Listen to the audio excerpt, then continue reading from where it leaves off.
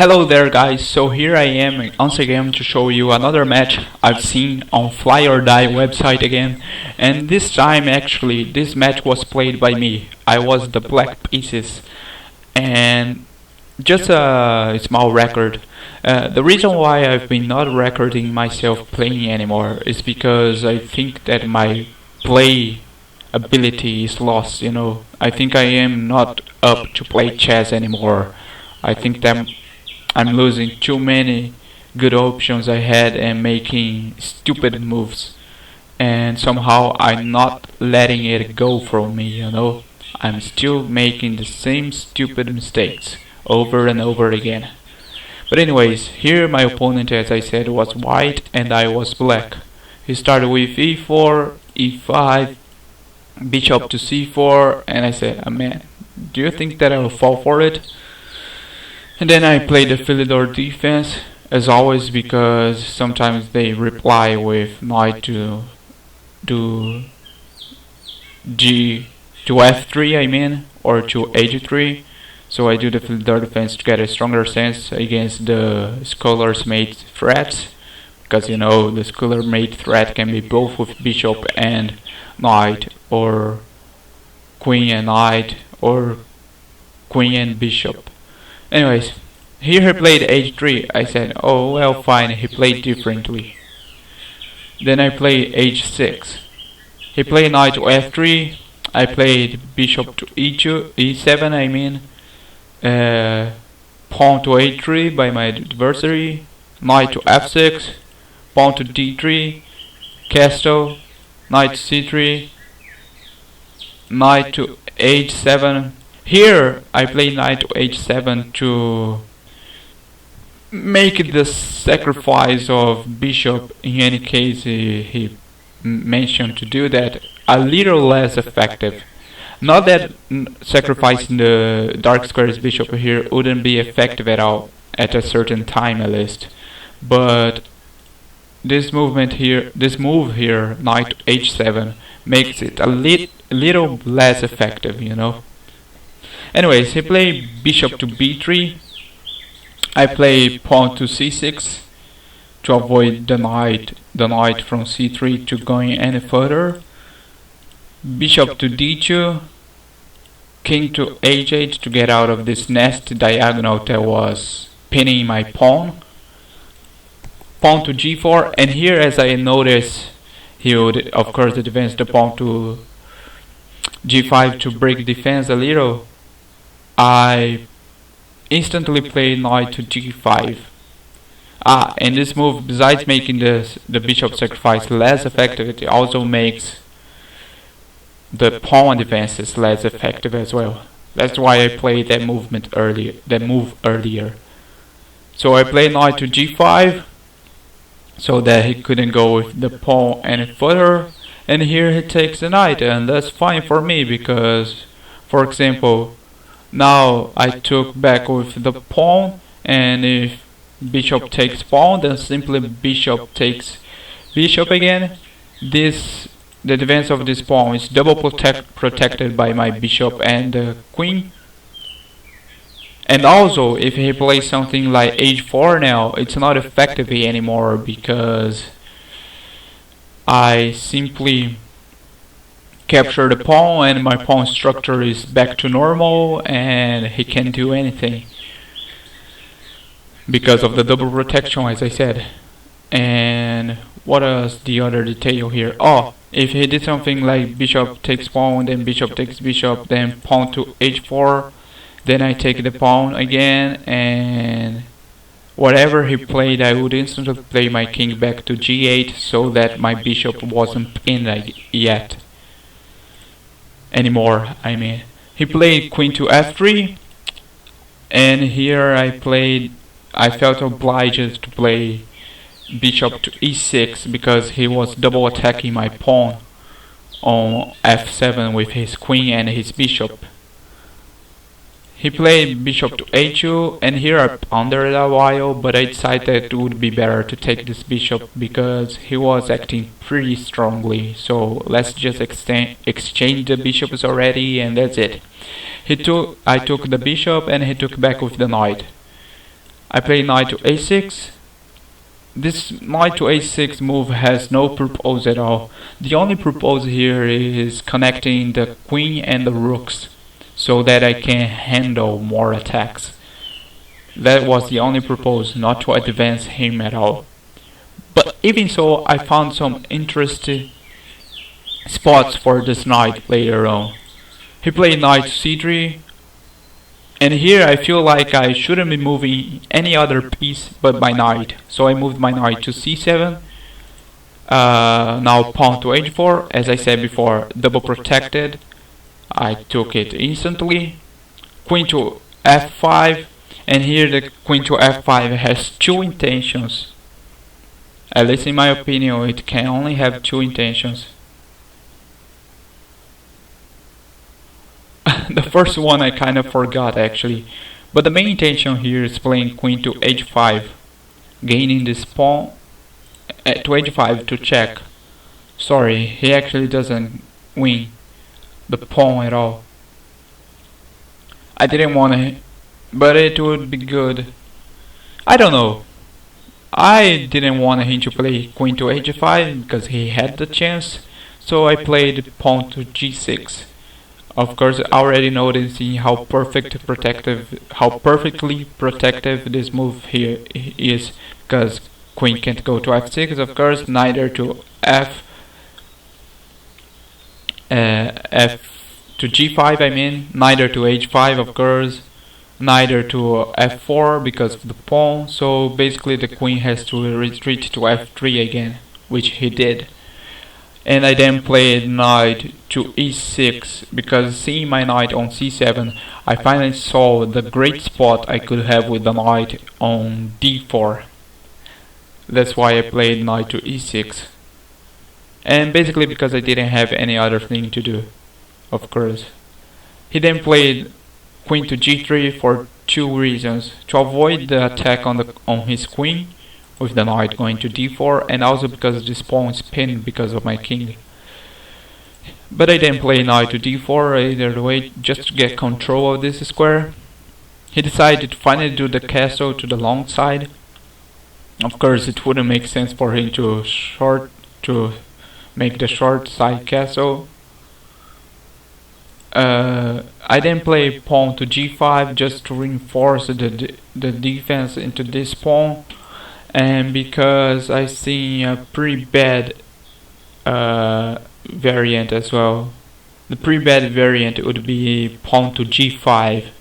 Pawn to g5 would be double protected by his bishop and his queen, so I wouldn't be able to take it, and also it would break the connection with my h4 pawn, so I played this move to avoid it. He played bishop to e3 as I thought. I really thought he would play this move sooner or later, and here I decided to retreat the knight to e6. This probably was a mistake because he could advance this pawn to d4 and my center would start to get unstable. However, just as a spoiler already, he never actually played this move. He then played knight to e2. Don't see with what intentions at all, and I decided to play king to g7 for two reasons. One, to avoid the queen from entering around here anytime soon, and two, to unpin, of course, and attack the queen. Queen to g2, rook to and also for this, of course, rook to h8 to bring even more defense around here, because the end side of the table of the board is becoming really critical, so I gotta bring the most defense I can around here. He played rook to h3. I played queen to d7 because I noticed, well, he might have sooner or later the option to double a rook and a queen, or double a rook or double rooks on the f file. So I'm just gonna play queen to d7 to protect the pawn on f7. He then played queen to f3. I play pawn to a5 so that I can bring my rook around this area without losing any material, as the bishop was taking an eye into that pawn, and also it busts the advance of this b pawn, because if he advances I simply capture it, and then if pawn takes pawn again, the a file is open for attacks for me. He played queen to f5, pinning my knight, kinda, sort of. And then I play rook to g8 just to bring protection to this pawn, more protection to this pawn here on g5. He played pawn to f4. I gladly took it, because if he wanted to continue anything he would surely have to sacrifice a piece, and he decided to sacrifice his bishop. I took it back with the pawn, and here I can't take the knight back, because if I take the knight back, the queen is lost. I actually pondered about sacrificing my queen to continue my development, but this queen around here would be no nice. These pawns would be easy targets, and I would end up with these pawns advancing, so that would be no good, of course. I then pondered a while and played king to f8 to double protect this region, the g file. Actually triple protect, right? Bishop, rook and knight. And also just do that, actually. He played knight to h5, which is quite the interesting move, because I can't take the knight because of the pawn itself and the queen. Pretty interesting move. And he was planning something I can't quite remember now. And he true, I remember now. And he blocks the connection of my rook, at least, with this pawn on h4. My bishop is still there protecting, but my rook doesn't protect it anymore. I decided to act instantly against it by playing rook to g5, attacking the queen. Queen to f2, double attacking the pawn. And now I play rook takes pawn, double protecting this pawn, and double protecting this pawn basically, and also attacking this knight now because the pawn fell. He then made another interesting move, which was rook to f1. It's like, okay, you can take my knight, but I'll mate you. But here I came with a move. Seriously, I think this move I made is quite worth. And the move I made was bishop to g5 check. This gives cover to the f7 pawn, like I played early on. To protect that pawn, I played the queen there, so very good move in the end. And also checking on the king. This knight is falling. If he plays something like knight to f4 trying to protect his knight, I simply take it back with the bishop or the rook itself, because after all this place is triple attacked. This square here is triple attacked, so it's not a problem. But here he decided to give up the knight, of course, and play the king to b1. I took the knight. Now this place here is triple protect. My pieces are triple protected as well, and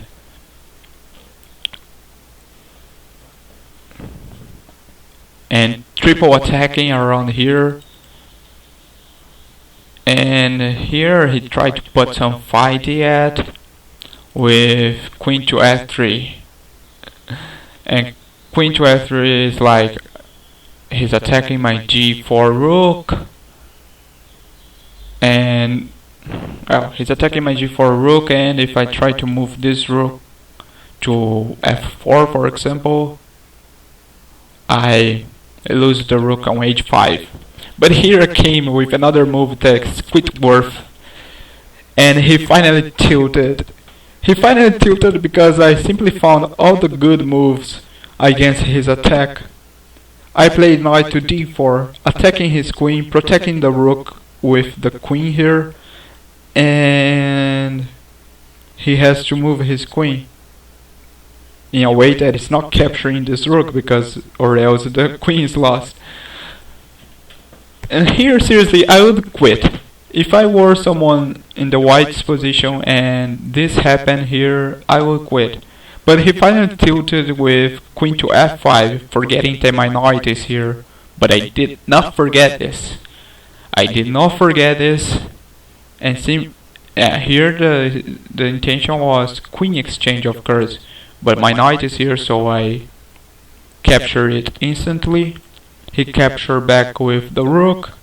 I play queen to e6, gain control of the a2 square to play rook to g1, which would be made if it wasn't rook to f3.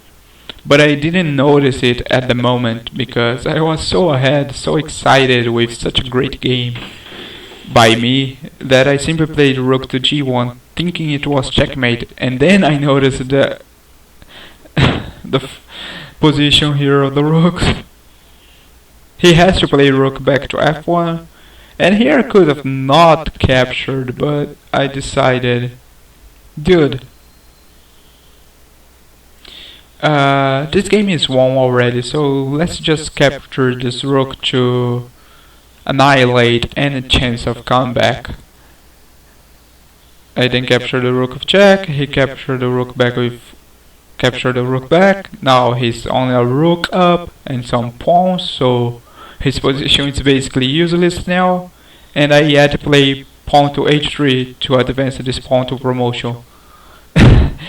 When I play pawn to h3, the guy even quit the game. So that was the game I wanted to bring for you guys today. I hope you guys enjoyed the video, and I see you next time.